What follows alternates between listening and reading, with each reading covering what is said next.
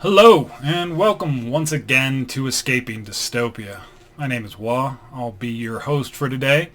Today we're going to be talking about DeFi, Decentralized Finance, and how to interact with it through web wallets. Today is our focus on talking about web wallets, what they are, how they work, how to set them up, and a few other concepts and ideas dealing with decentralized finance and how to interact. The show is targeted for folks who probably already have a couple accounts on exchanges, centralized exchanges, and are looking to dip their toes into the world of decentralized finance. We'll cover a lot of the basics, so there might be something you may have missed along the way. This topic can be quite complex. It can also be super simple. We're going to try and explain the differences between those two, a little bit more about what's going on to give you the confidence to step into this arena if you want to.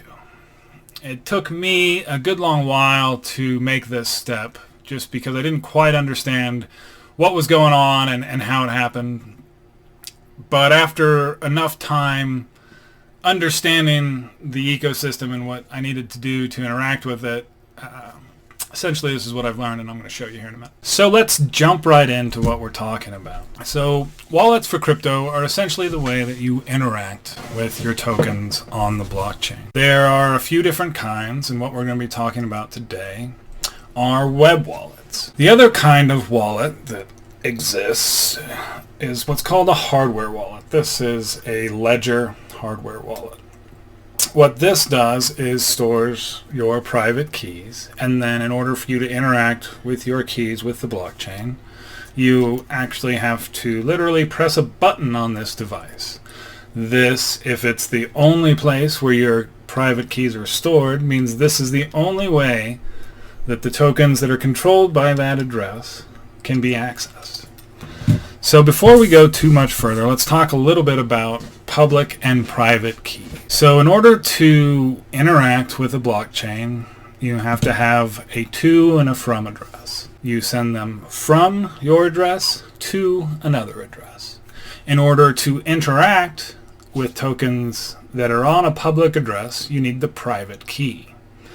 This private key is wildly important. And this is where I'm going to reiterate this, and we'll watch a little video here in a moment that reiterates this again and again and again. There is an expression in crypto. It says, not your keys, not your crypto. You can reverse that and say, your keys, your crypto. You can simplify it even further and say, keys equals crypto.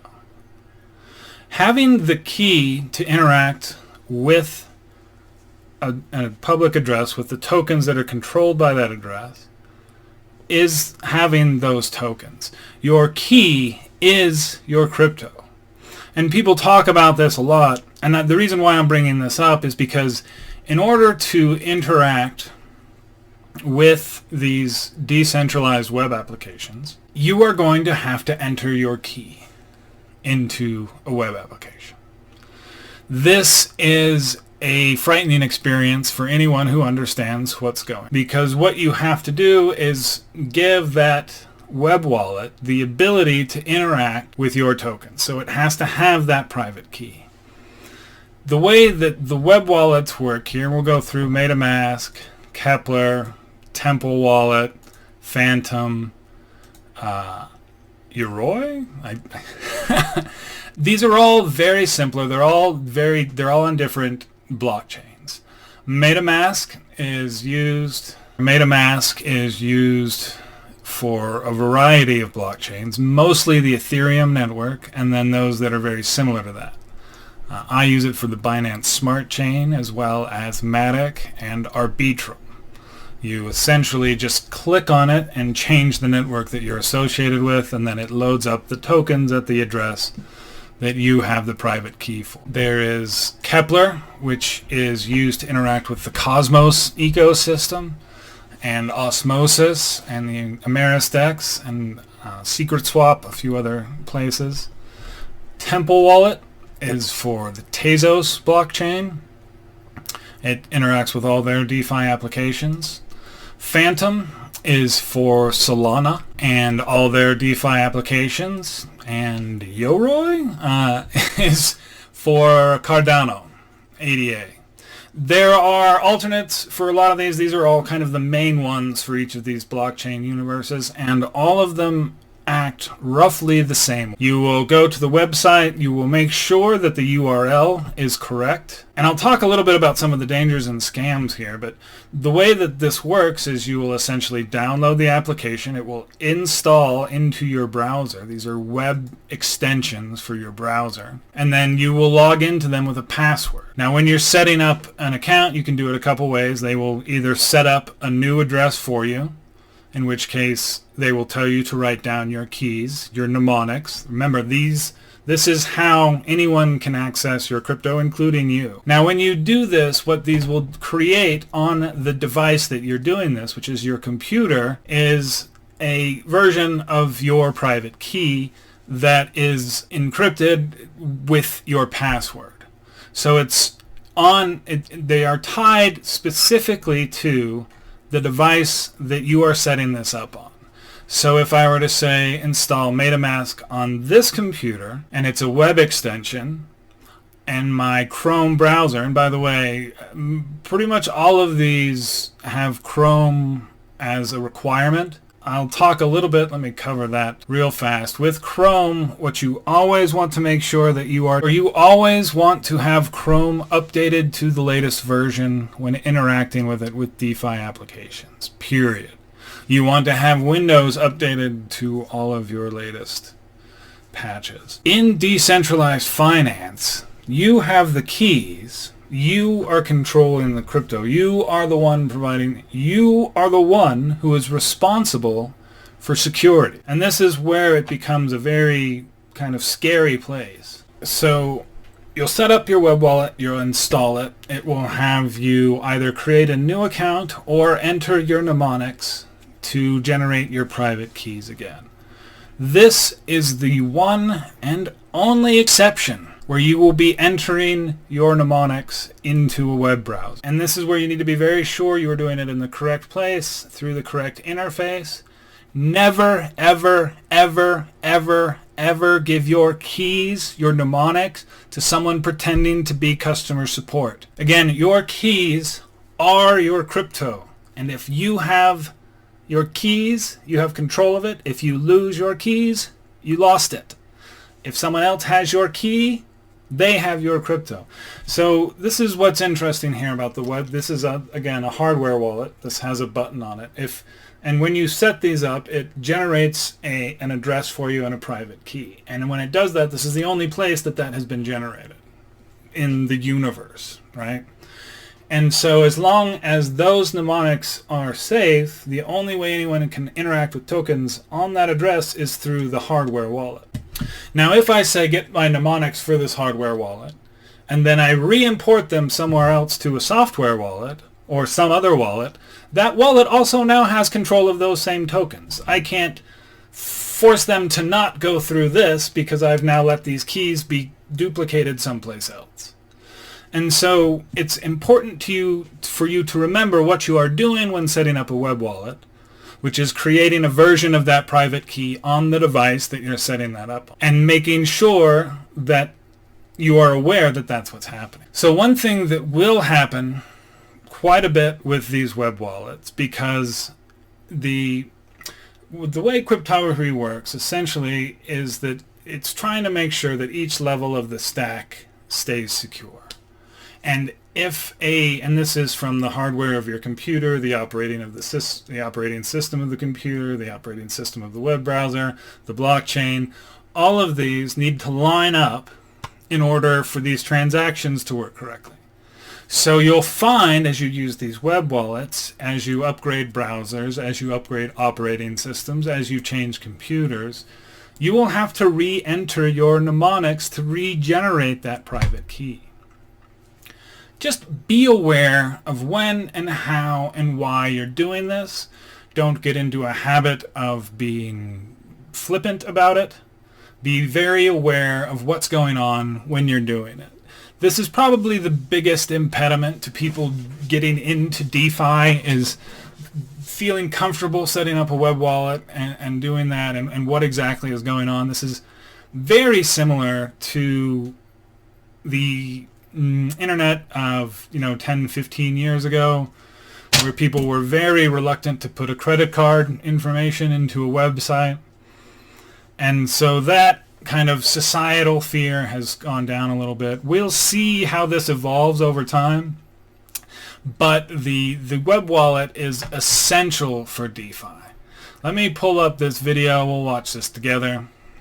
This gives a good sense of what these allow for. And one of the things that I haven't really gone into so much, but interacting with DeFi applications requires this. So some of the web wallets you can also set up on your phone, and then you'll use a QR code to connect to the website, and then you still have your keys on your phone to approve transaction. Let's take a look real quick at this video that MetaMask put together. These concepts, and I'll say this other thing as well. Again, it took me a few tries to really understand, and reading articles and talking about, to really understand what web wallets were, how this is going to work, what I needed to do to set them up. I kept saying I need this, and then it's like, oh, just click on this button, and then it installs on your web browser, and then it's just there, and then you just click, and it just happens. And it's really kind of disconcerting if you don't really understand what's going on. And this is where we'll talk about this in this video. It's got some really excellent points. So let's get this.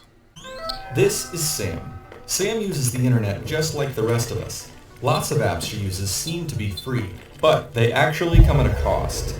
She knows the internet isn't very secure and strangers own her data. Credit cards are stolen, identities get hacked. She has to navigate a maze of ads just to surf the web, and she knows someone is always watching. But she's heard there's a better way.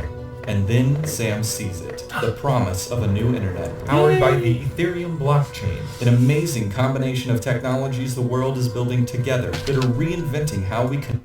So again, this is all just about the Ethereum blockchain. As I showed you before, through this series, we're going to go through a number of other blockchains that aren't having the same issues that Ethereum has right now. You can see some other videos that discuss those. Connect to one another, and it's just within her reach. But to access this new world, she needs the right tools. Meet MetaMask, your connection to the new web. MetaMask is the tool Sam needs to access this new world. It's a key that connects her to new types of applications. Keys. It's a wallet that keeps her data and valuables safe and sound. And it's a shield that protects her from hackers and data collectors. With MetaMask, Sam is ready to explore this new internet safely and securely. The possibilities are endless. Sam can use next-generation applications that give control back to the users and the community, own her data and move seamlessly between sites, and send money across the world at a fraction of the cost. Create new organizations with new currencies that bind her communities together. Crowdsource projects and art, or invest in other people's creations. Sound too good to be true? Well, with great freedom comes great responsibility. Sam controls her own identity on this new internet. No more new passwords for every site she visits. Just a secret phrase that controls her accounts. This phrase is her login, her password, and her proof of ownership, all wrapped up in one. So Sam All right, let me rewind that real quick so you understand exactly what they're saying here, because this is the whole thing could be like 15 seconds, and this is what it boils down to. Every site she visits. Just a secret phrase that controls her accounts. This phrase is her login, her password, and her proof of ownership, all wrapped up in one. So Sam has to keep it as safe as she possibly can. Now that she's installed MetaMask, Sam's ready to explore the best version of the internet. Vote, crowdfund, buy stuff, publish writing, make art, hire freelancers. What will Sam do first? Whatever she wants. Right. The internet is hers to explore. Welcome to a new kind of internet. Welcome to MetaMask. So yeah, it's not just MetaMask. I mean, going back again, there's MetaMask, Kepler, Temple. These are all the same concept and the same idea. A lot of these are now being hooked up into a lot of these NFT games, and this is how you interact with them. You don't have a login that's tied to a username and password and an email address. It's all tied to a blockchain address. And so by having the web wallet, you just click, you connect, and then you're there, and then you're now accessing those resources. So just a quick word on some of the scams that you might face and some of the dangers here. So if you have an issue with one of these decentralized applications and you go to Discord or Telegram and somebody, hey, I'm customer support, I can help you out. So the scam that they're running here in the real world, I mean, people do this too, right? If you're someplace and they're like, hey, can I have some help? And somebody's like, sure, give me your wallet. And then you give them your wallet and they take it and run away. And then you're like, should I not have given them my wallet? No, don't give people your keys. Don't give people your crypto. And I can't stress this enough. The vast majority, and especially in DeFi, a lot of these applications are decentralized. So there's no central authority. There's no central tech support. And so a lot of them run through either Discord or Telegram or other places where their openness is a great feature, but this allows people to act like they are support and then help people who don't know what they're talking about. And then the fake scammer will say, yeah, sure, I can help you out. Just send me your keys real quick. We'll take a look at the account. We'll get you all sorted out here in a couple minutes. People who don't know what they're doing say, oh, I thought I was never supposed to give my keys to anyone. And then the person, oh, I'm support. It's okay. This is all right. And then they give them their keys and then their crypto is gone. And this is where I wish our law enforcement could focus on. Pretty much every crypto support group will say anybody who asks for your keys, report and block them immediately. And this is something that needs to kind of spread out as far as knowledge of understanding. This is one of the bigger dangers as far as scams and things go in DeFi is humans exploiting user error, right? The PEBCAC loophole. The problem exists between chair and keyboard. And in that area is a large possibility for user error.